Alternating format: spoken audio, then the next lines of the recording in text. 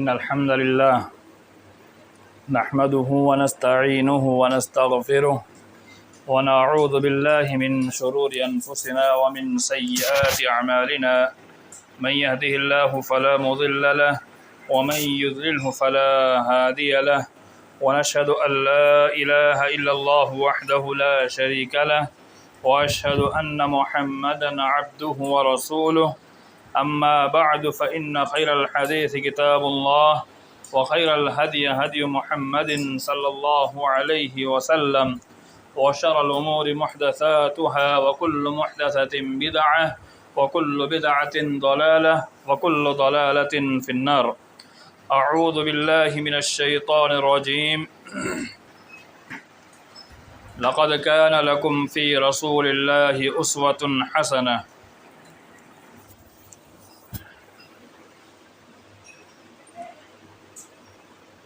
محترم و مکرم اسلامی بھائیوں، اللہ رب العالمین نے ہم انسانوں کو اس دنیا میں پیدا فرمایا۔ اللہ رب العالمین نے ہماری پیدائش کے بعد ہماری رہبری اور رہنمائی کے لیے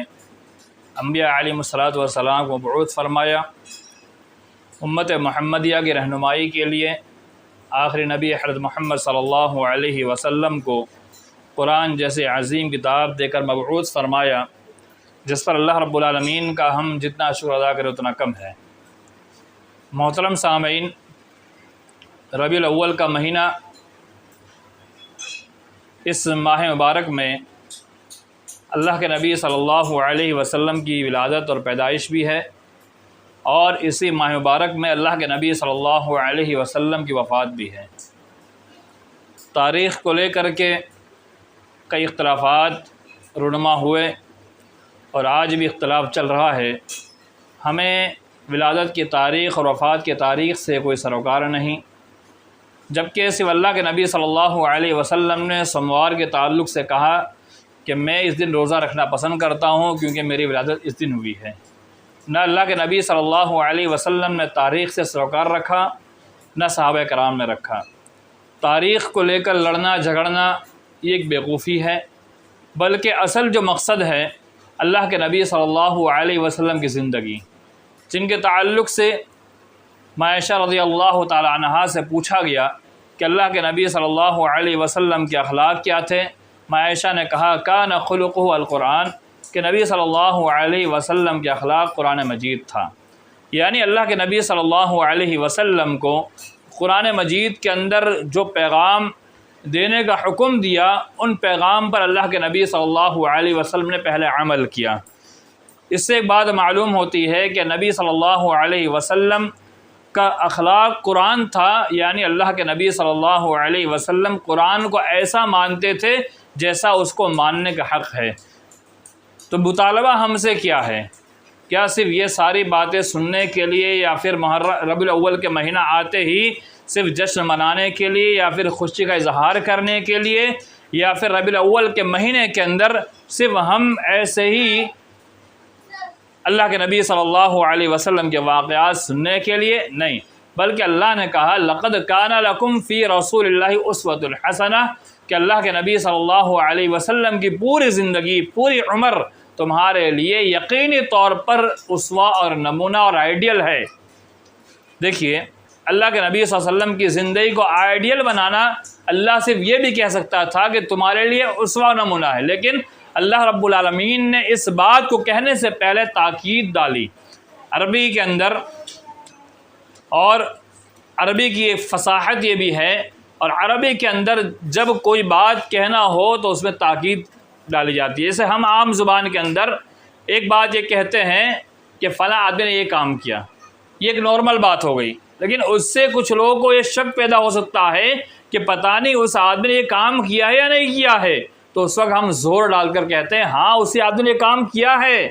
پھر بھی کوئی انسان ایسا ہو جس کے اندر شک کی بیماری ہو اور کہے نہیں پتہ نہیں اس آدمی نے کیا نہیں کیا ہے، تو ہم کہتے ہیں ارے یقینی طور پر کیا ہے، ابھی بھی شک ہو تو ہم قسم کھا کے کہتے ہیں اللہ کی قسم اس نے ایسا کیا ہے۔ تو عربی کے اندر بھی یہ فارمولہ اختیار کیا جاتا ہے جسے اللہ رب العالمین نے اس آیت کے اندر اختیار کیا ہے کہ اللہ کے نبی صلی اللہ علیہ وسلم کی زندگی کو آئیڈیل نمونہ اور اسوہ بنایا. کہا لقد کان لکم، اس میں 2 مرتبہ اللہ رب العالمین نے تاکید ڈالی ہے. یعنی صرف یہ نہیں کہا کہ اللہ کے نبی کی زندگی اسوہ ہے، کہا کہ اللہ کے نبی صلی اللہ علیہ وسلم کی زندگی تمہارے لیے یقینی طور پر اسوہ ہے. یعنی 2 تاکید ڈالنا، یعنی بالکل پختگی کے ساتھ کہا کہ اللہ کے نبی صلی اللہ علیہ وسلم کی مکمل زندگی تمہارے لیے آئیڈیل نمونہ ہے. یعنی جیسے اللہ کے نبی صلی اللہ علیہ وسلم نے کیا ویسا تمہیں کرنا ہے، ایسے ہی تمہیں زندگی گزارنا ہے، چاہے پریشانی آئے، چاہے تکلیف آئے، چاہے سکون کا عالم کیوں نہ ہو، تمہیں ہر حال میں اللہ کے نبی صلی اللہ علیہ وسلم کی جیسی زندگی گزارنا ہے. یہ مختصر تمہید آپ کے سامنے پیش کی گئی. تو ربیع الاول کے مہینے میں اللہ کے نبی صلی اللہ علیہ وسلم کے مختصر حالات اور مختلف گوشے پیش کیے جاتے ہیں. اللہ کے نبی صلی اللہ علیہ وسلم کے اخلاق پیش کیے جاتے ہیں، محبت رسول پیش کیا جاتا ہے، اللہ کے نبی صلی اللہ علیہ وسلم کی سیرت پیش کی جاتی ہے، اللہ کے نبی صلی اللہ علیہ وسلم کے مختلف واقعات پیش کیے جاتے ہیں. آج کے اس خطبہ کے اندر جو مجھ سے مطالبہ ہے وہ یہ ہے کہ اللہ کے نبی صلی اللہ علیہ وسلم کی جنگ کے اندر شجاعت، یعنی اللہ کے نبی صلی اللہ علیہ وسلم نے جنگ کے میدان میں جو شجاعت دکھائی ہے وہ کیا ہے. میں بات یہ کہہ دوں کہ بہت سارے لوگ کا یہ اعتراض بھی ہوتا ہے کہ اللہ کے نبی صلی اللہ علیہ وسلم نے صرف جنگ کا اعلان کر دیا، جنگ کا حکم دے دیا، لیکن اللہ کے نبی صلی اللہ علیہ وسلم جنگ میں نہیں ہوئے. بہت سارے لوگ جن کو علم نہیں ہے، جانکاری نہیں، ایسے اعتراضات کرتے ہیں. اللہ کے نبی صلی اللہ علیہ وسلم اتنے بھی بزدل نہیں تھے کہ آپ صلی اللہ علیہ وسلم جنگ کا حکم دے دے اور جنگ کے میدان میں پیچھے رہے. جبکہ قرآن میں اللہ نے کہہ دیا وَجَاهِدُوا بِاللَّهِ حَقَّ جِهَادِ کہ اللہ کے لیے جہاد کیا جائے، تو اللہ کے نبی صلی اللہ علیہ وسلم اس حکم سے پیچھے کیسے رہ سکتے ہیں؟ جبکہ جنگ کے لیے 2 لفظ استعمال کیا جاتا ہے، ایک غزوہ اور ایک سریہ. ان دونوں کے اندر مورخین نے یہی فرق کیا ہے کہ غزوہ اسے کہا جاتا ہے جس میں اللہ کے نبی صلی اللہ علیہ وسلم بذات خود شریک تھے، یعنی جس جنگ کے اندر، جس لڑائی کے اندر اللہ کے نبی صلی اللہ علیہ وسلم نے شرکت کی اسے غزوہ کہا جاتا ہے. اور جس میں نہیں جا سکے کسی عذر کی بنا پر یا کسی اور وجہ سے، یا وہاں جانا اللہ کی طرف سے آپ صلی اللہ علیہ وسلم سے حکم نہیں تھا تو آپ صلی اللہ علیہ وسلم وہاں شریک نہیں ہوئے، اسے سریہ کہا جاتا ہے. یعنی صحابہ کرام میں سے کسی ایک آدمی کو امیر بنا کر کے، ذمہ دار بنا کر کے لشکر کو بھیج دیا، اسے سریہ کہا جاتا ہے. اور ایک مختصر میں بات واضح کر دوں کہ جہاد کو لے کر کے بھی آج بہت بڑا بکھیرا کھڑا کیا جاتا ہے. یہ جہاد، وہ جہاد، فلاں جہاد. جہاد نام کس چیز کا ہے یہ انسان کو جاننا ضروری ہے کہ جہاد کہتے ہیں کوشش کرنے کو، جہاد کہتے ہیں کوشش کرنے کو، اور ایک مطلب یہ ہے کہ دین اسلام کے لیے کوشش کرنے کا نام بھی جہاد ہے. اور حقیقی معنوں میں وَجَاهِدُوا بِاللَّهِ حَقَّ جِهَادِ، یہاں جو حکم دیا گیا ہے کہ اللہ کے لیے جہاد کیا جائے، جو جہاد کا حق ہے ایسا جہاد کیا جائے، تو یہاں پر ایسا نہیں ہے کسی کو مار کاٹ کرنا، بلکہ اللہ نے کہا وَلَوْلَا دَفْعُ اللَّهِ النَّاسَ بَعْضَهُمْ عَلَى بَعْضٍ لَفَسَدَتِ الْأَرْضِ، اگر اللہ رب العالمین بعض لوگوں کے ذریعے بعض لوگوں کا دفاع نہیں کرتا تو زمین میں فساد پھیل جاتا.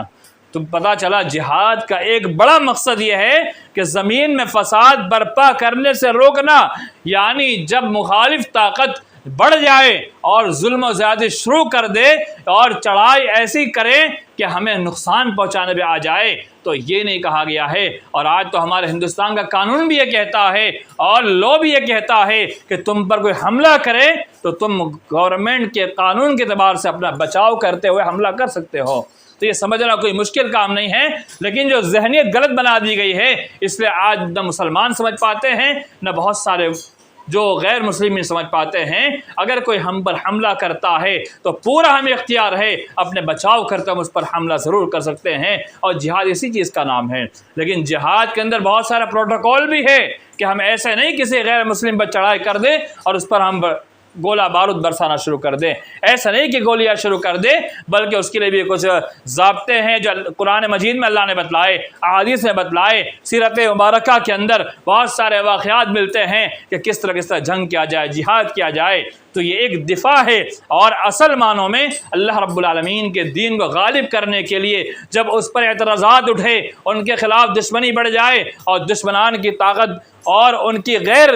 طور پر ظلم کیا جائے، تو بالکل اللہ رب العالمین کا جو حکم ہے اس کو ہمیں ماننا ہوگا اور وہ کام کرنا ہوگا۔ لیکن اس کے لیے ہمیں جو ہمارے پاس اللہ کے فضل و کرم سے مسلمانوں میں بہت بڑے بڑے ذمہ داران موجود ہے، ایسا نہیں کہ ہمارے پاس بھی طاقت نہیں ہے، لیکن غلطی ہم کہاں کرتے ہیں؟ ہمارے مسلمانوں میں جو ذمہ دار ہے، جو حکومت کے اندر بھی ہے، ہم ان کی نگرانی میں کام نہیں کرتے ہیں، بلکہ اپنے طور پر ہم نکلنے کی کوشش کرتے ہیں۔ ہم یہیں سے غلطی پر آ جاتے ہیں۔ ان کی نگرانی کے اندر سب سے پہلے جن کا جتنا بڑا لیول پاور ہو ان کی سے مشورہ کیا جائے، اور اس کے بعد نیچے طبقے تک جتنے بھی حکومت سے جڑے ہوئے ہیں ان کے رائے مشورے سے ان کی نگرانی میں یہ سارے کام کیے جائے، تو کوئی مشکل کام نہیں ہے۔ جب جنگ آزادی کے اندر ہندوستان میں جب جنگ ہوئی تھی تو اس کا بھی یہی پروٹوکول تھا، یہ ساری چیزیں تھی۔ جو ہمارے لیڈر تھے انہوں نے بہت سارے اسباب اختیار کیے، وسائل اختیار کیے، مشورے ہوئے، کئی باتیں ہوئی، فتاوے شائع کیے گئے، فتاوے نکالے گئے، اس کے بعد سارا کام ہوا۔ تو آج بھی یہ ساری چیزیں ممکن ہے، لیکن جو داعش وغیرہ کا معاملہ تھا یہ سراسر ظلم اور تشدد پر مبنی تھا کہ جسے من مایا مار دیا، کاٹ دیا، یہ سارے طریقے غلط تھے۔ جو اصل عنوان ہے وہ آج اللہ کے نبی صلی اللہ علیہ وسلم کا غزوہ کے اندر آپ کی بہادری۔ دیکھیے اللہ کے نبی صلی اللہ علیہ وسلم کی بہادری کے تعلق سے کئی ایک واقعات موجود ہیں، لیکن ان میں چند ایک واقعہ آپ کے سامنے میں پیش کرنے کی کوشش کروں گا کہ حضرت علی رضی اللہ تعالیٰ عنہ فرماتے ہیں، مسند احمد کی روایت ہے اور بہت جامع ترین روایت ہے، کہ جب جنگ شعلے یعنی جنگ جب بہت زیادہ تیز ہو جاتی، یعنی ایسا ہوتا کہ اب جنگ کے اندر بس سامنے سے ہتھیار اور گولہ بارود کی طرح جیسے تیر پھینکا جا رہا ہے، نیزے پھینکے جا رہے ہیں، جبکہ مسلمانوں کے پاس غربت تھی اور مسلمانوں کے پاس بہت سارے ہتھیار نہیں تھے، ان کے پاس ہتھیار تھے، سب کچھ تھا۔ تو اس وقت جب جنگ بہت تیز ہوتی تو حضرت علی رضی اللہ تعالیٰ عنہ بیان کرتے ہیں کہ ہم نبی صلی اللہ علیہ وسلم کے ذریعے اپنا بچاؤ کرتے تھے، ہم میں سے کوئی بھی شخص، یعنی صحابہ کرام کے تعلق سے کہتے ہیں کہ ہم میں سے کوئی بھی شخص دشمنان سے اور سامنے جو مد مقابل جو جنگ کر رہے ہیں ان سے اتنا قریب نہیں ہوتا تھا جتنا اللہ کے نبی صلی اللہ علیہ وسلم بذات خود ان سے قریب ہوتے تھے۔ یہ مسند احمد کی روایت ہے، اور یہ روایت مسند احمد کے علاوہ اور سنن کبریٰ کے اندر بھی روایت، اور سنن کبریٰ نسائی کے اندر روایت موجود ہے، اور مسند احمد کے اندر 1347 نمبر روایت ہے۔ اس کے علاوہ حضرت انس بیان کرتے ہیں کہ نبی صلی اللہ علیہ وسلم لوگوں میں سب سے زیادہ خوبصورت تھے اور سب سے زیادہ سخی اور سب سے زیادہ بہادر تھے۔ اس کے بعد ان کے تعلق سے ایک بات یہ بیان کرتے ہیں کہ ایک مرتبہ اللہ کے نبی صلی اللہ علیہ وسلم اور صحابہ کرام نے کچھ آواز سنی، ایسا لگ رہا تھا کہ لشکر نے چڑھاؤ اور چڑھائی کرنے کی کوشش کی ہے۔ تو صحابہ کرام جدھر سے آواز آئی ادھر نکلے ہی تھے کہ آدھے راستے میں اللہ کے نبی صلی اللہ علیہ وسلم ملاقات ہوتی ہے کہ اللہ کے نبی صلی اللہ علیہ وسلم جدھر سے آواز آ رہی تھی ادھر سے لوٹ رہے تھے، اور صحابہ کرام کو یہ پیغام دیا اور خوشخبری دی کہ گھبرانے کی کوئی بات نہیں ہے، میں ادھر سے آ رہا ہوں اور جو دشمن لوگ آ رہے تھے میں انہیں بھگا کے آ رہا ہوں۔ یہ اللہ کے نبی صلی اللہ علیہ وسلم کی بہادری تھی، اور صحابہ کرام کو وہاں جانے کی ضرورت پیش بھی نہیں آئی۔ اللہ کے نبی صلی اللہ علیہ وسلم اکیلے اپنے ہتھیار لے کر کے انہیں دوڑا کر آتے ہیں، اور یہ روایت جو ہے بخاری شریف کے اندر روایت موجود ہے، 6033 نمبر کی روایت ہے۔ اور اللہ کے نبی صلی اللہ علیہ وسلم کے جنگ کے تعلق سے ایک اور واقعہ بیان کیا جاتا ہے کہ حضرت عمران بن حسین جو تابعی ہے وہ بیان کرتے ہیں کہ جب بھی نبی صلی اللہ علیہ وسلم کا کسی فوجی دستہ سے آمنا سامنا ہوتا تو حملہ کرنے والوں میں اللہ کے نبی صلی اللہ علیہ وسلم سے زیادہ ہم کسی کو نہیں پاتے۔ یعنی جب ایسا وقت آ جاتا کہ حالات گمبھیر ہو جاتے، جب ایسا وقت آ جاتا کہ اب یہ جو سامنے والے جو مد مقابل میں ہیں وہ بڑے تیش میں ہیں اور بڑے جابازی کے ساتھ لڑائی لڑ رہے ہیں، اور ایسے معاملہ آ گیا کہ اب صحابہ کرام کمزور پڑنے لگتے تھے، تو اللہ کے نبی صلی اللہ علیہ وسلم نے کہیں پیچھے نہیں ہٹے، بلکہ آپ صلی اللہ علیہ وسلم نے آگے بڑھ کر کے حملہ کرنے کی کوشش کی اور اس حملے کے اندر کامیاب ہو گئے۔ ایسے ایک واقعہ بہت ہی مشہور ہے اللہ کے نبی صلی اللہ علیہ وسلم کا، اور وہ واقعہ غزوہ حنین کا واقعہ ہے کہ غزوہ حنین کے اندر جب وہاں پر کفار کی طاقت بڑھ جاتی ہے اور بہت تیزی کے ساتھ جنگ چل پڑتی ہے، تو اللہ کے نبی صلی اللہ علیہ وسلم نے وہاں پر بھی اپنی جوان مردی دکھلائی، جوش دکھلایا اور اپنی بہادری دکھلائی۔ آپ صلی اللہ علیہ وسلم کی جو شجاعت ہے، بہادری ہے، اسے دکھلایا۔ صحابہ کرام بیان کرتے ہیں، ان میں صحابہ کرام کہہ رہے ہیں ہم پیچھے ہٹنے لگے، ہمارا اندر ایک خوف آنے لگا۔ اللہ کے نبی صلی اللہ علیہ وسلم کے ساتھ دو لوگ تھے، آپ صلی اللہ علیہ وسلم کے ساتھ جو ساتھ میں تھے ان میں سے حضرت عباس رضی اللہ تعالیٰ عنہ تھے، اور ان کے ساتھ ایک اور شخص تھا جن کا نام ابو سفیان بن حارث بن عبد المطلب ہے۔ یہ دو لوگ نبی صلی اللہ علیہ وسلم کے ساتھ تھے۔ اللہ کے نبی صلی اللہ علیہ وسلم نے دیکھا کہ مد مقابل بہت جوش میں ہے اور طاقت بڑھتی جا رہی ہے، آپ ایک گھوڑا یعنی کھچر کے اوپر بیٹھ گئے اور اس کھچر پر بیٹھ کر کے آٹھوں سے ریڑھ لگائی، یعنی اسے آگے بڑھانے کی کوشش کی۔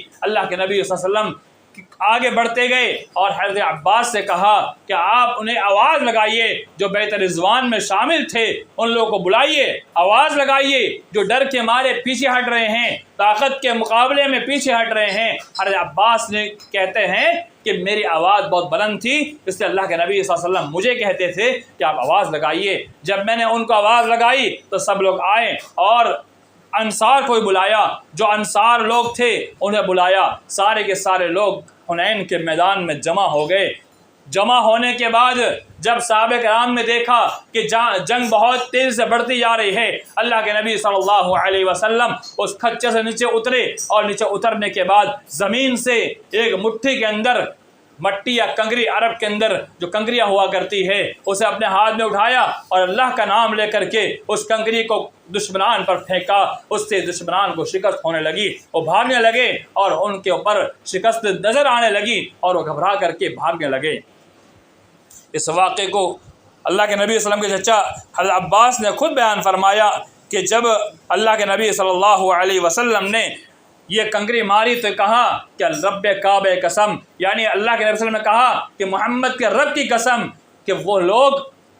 اب شکست کھا جائیں گے، یعنی کنکری پھینکنا تھا اور شکست کھانے لگے۔ یہ صحیح مسلم کے اندر 1775 نمبر کی روایت موجود ہے۔ آپ اس واقعے سے ہم کیا سمجھ سکتے ہیں کہ اللہ کے نبی صلی اللہ علیہ وسلم نے ایسے موقع پر جب جنگ بہت تیزی سے بھڑکی ہوئی تھی، یعنی میں نے پہلے ہی کہا کہ صحابہ کرام کے پاس ہتھیار کم تھے، وسائل کم تھے، گھوڑے کم تھے، یعنی سارے وسائل کم تھے، اب لڑنا تو کیسے لڑنا ہے؟ تو اللہ کے نبی صلی اللہ علیہ وسلم نے کبھی بھی پیچھے ہٹنے کی بات نہیں کی، بلکہ آگے بڑھ کر کے اور صحابہ کرام کو حوصلہ دیا، بلایا اور ان کے ساتھ مقابلہ کیا۔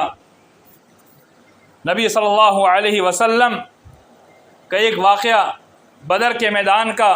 بہت ہی مشہور واقعہ ہے۔ حضرت علی فرماتے ہیں کہ بدر کے دن ہم نبی صلی اللہ علیہ وسلم کی پناہ میں مشرکین سے اپنا بچاؤ کرتے تھے، یعنی بدر کی لڑائی جو ہے وہ اسلام کی پہلی لڑائی ہے، اور یہ بدر کی لڑائی ایسی لڑائی تھی جب صحابہ کرام کے پاس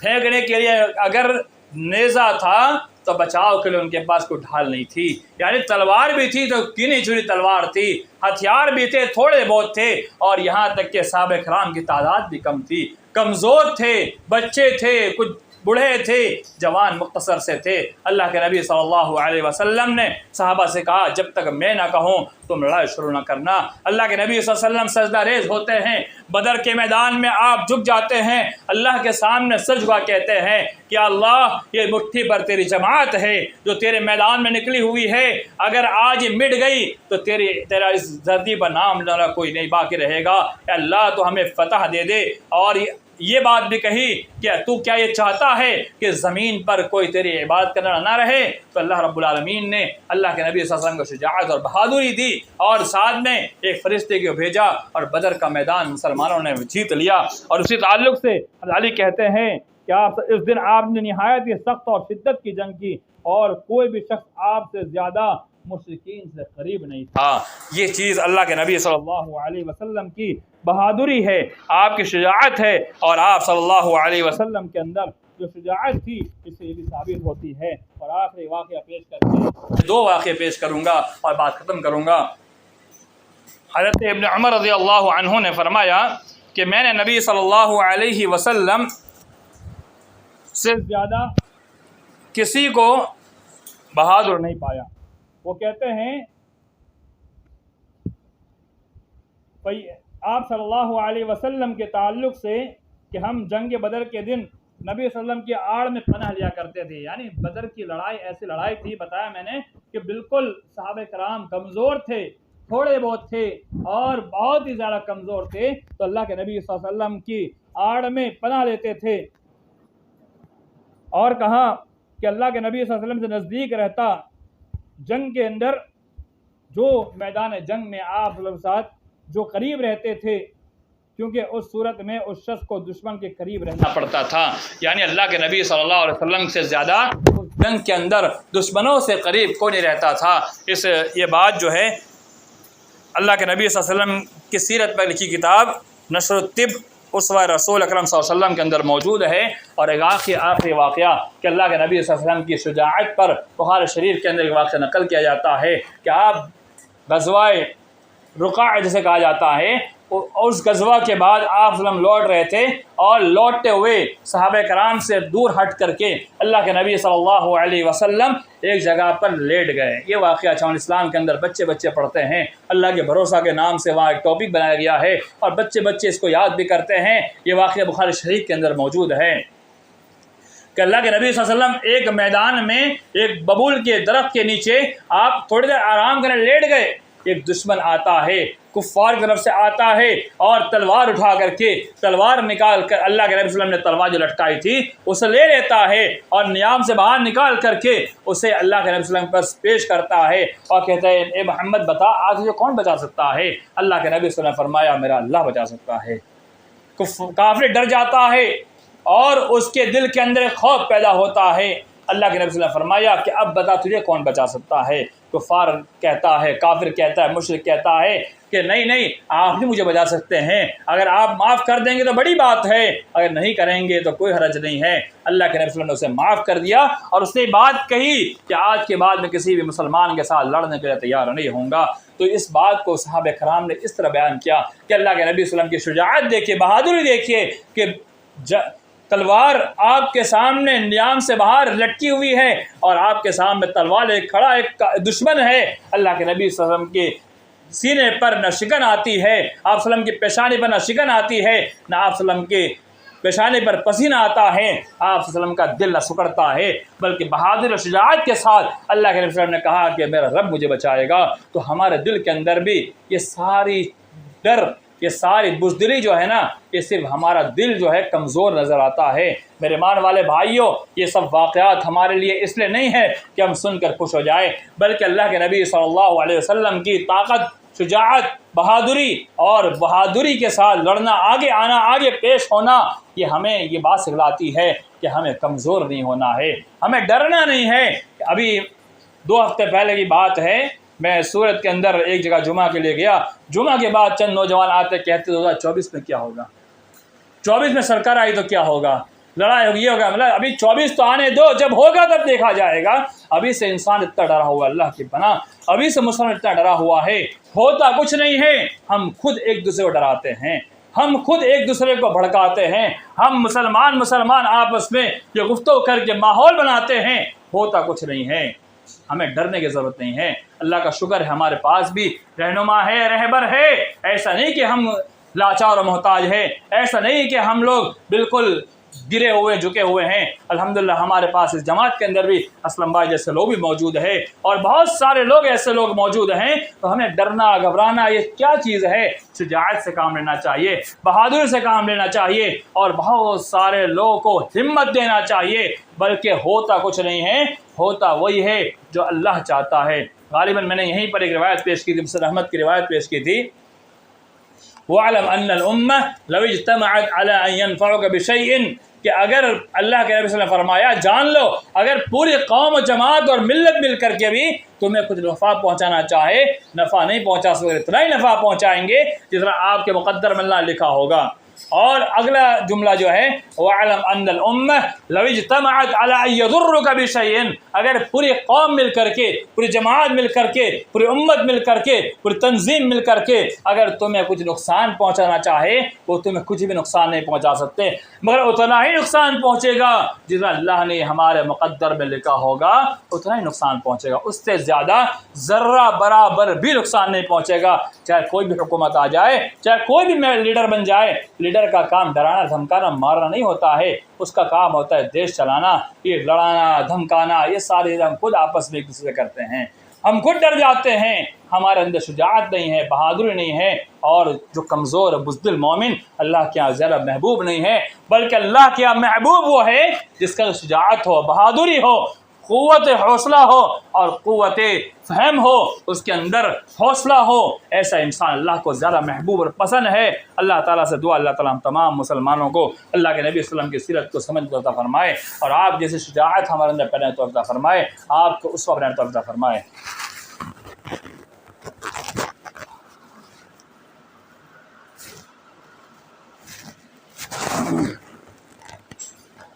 برادران اسلام، حاضرین جمعہ، اللہ کے نبی صلی اللہ علیہ وسلم کی شجاعت کے تعلق سے آپ نے چند واقعات سنے، اس میں سے ایک واقعہ جنگ احد کا ہے۔ جنگ احد ایک ایسی جنگ ہے کہ صحابہ کرام کی مختصر چپ کی وجہ سے وقتی طور پر مسلمانوں کو بہت تکلیف اٹھانی پڑی، جبکہ بس بہت سارے لوگ یہ سمجھتے میں واضح کر دوں کہ جنگ احد مسلمان ہار گئے تھے، نہیں، ہارے نہیں تھے۔ وقتی طور پر مصیبت آئی تھی، پریشانی آئی تھی، وقتی طور پر خالد بن ولید رضی اللہ تعالیٰ عنہ جو بعد میں اسلام لاتے ہیں، بہت ہی جنگی تدبیر ان کے اندر تھی اور بہت شجاع انسان تھے۔ حضرت خالد کی شجاعت مانی جاتی ہے، ان کی جو سمجھداری تھی اس وقت وہ کفار کی جانب سے تھے، تو انہوں نے اپنی شجاعت اور اپنی عقل مندی کا استعمال کر کے پیچھے سے صحابہ کرام پر وار ضرور کیا تھا، لیکن یہ یاد رکھ لیجئے شکست نہیں ہوئی تھی۔ بعد میں اللہ کے نبی صلی اللہ علیہ وسلم کے اوپر جس انسان نے حملہ کرنے کی کوشش کی، اللہ کے نبی صلی اللہ علیہ وسلم نے ایک انسان کے پاس سے نیزہ لیا اور اس پر مارا، اور یہ بات اللہ کے نبی صلی اللہ علیہ وسلم نے پہلے ہی کہی تھی کہ میں فلاں انسان کو ماروں گا۔ اس کا نام ابی کر کے نام ہے، کہ اس انسان کو اللہ کے نبی صلی اللہ علیہ وسلم نے اپنے نیزے کے سے جب اللہ پر حملہ کرنے کی کوشش کی تو اللہ کے نبی صلی اللہ علیہ وسلم ڈرے نہیں، گھبرائے نہیں، بلکہ شجاعت سے کام لیا اور فوراً نیزہ اپنے ساتھی سے لیا اور اس پر پھینکا، اور وہ انسان وہیں کے وہیں ختم ہو گیا۔